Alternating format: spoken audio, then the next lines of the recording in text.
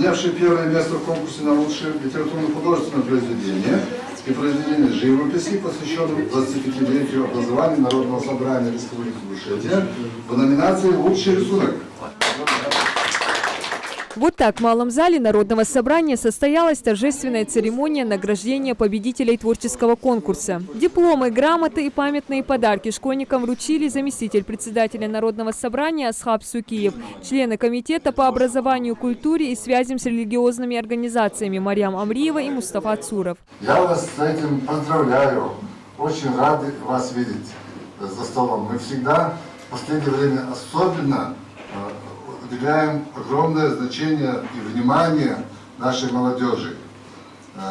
Вы наверняка видели по телевизору, мы приглашаем молодых людей сюда, общаемся с ними, стараемся узнать, как они живут, в чем нуждаются, чем мы можем им помочь, что необходимо для них совершенствовать в плане законодательства. А вы знаете, что в Народном собрании, то есть там, где мы с вами находимся, издают что? Законы, по которым мы с вами живем, учимся, трудимся. В ходе мероприятия депутат Марьям Амриева провела для юных дарований ознакомительную экскурсию по зданию парламента. Еще такая возможность побывать в кабинете председателя, да.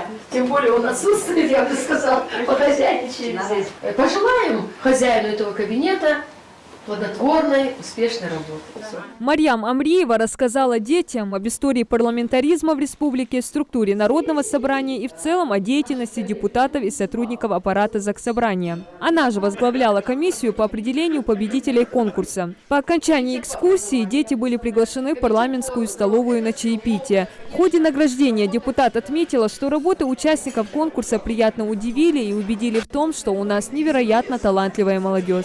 Но те дети, которые приняли участие, хотя положение на них не распространяется, мы тем более благодарны. Потому что это, уважение к Народному собранию Республики Ингушетия, парламенту республики. И мы, как члены парламента, очень этому рады.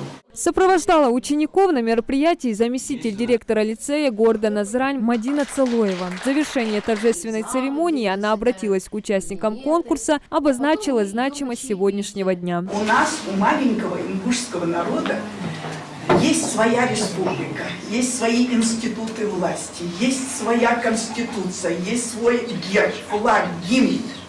Пожалуйста, ребята, берегите это. То, что создано руками людей, которые одержимы, которые влюблены, которые отдают свою жизнь своей республике.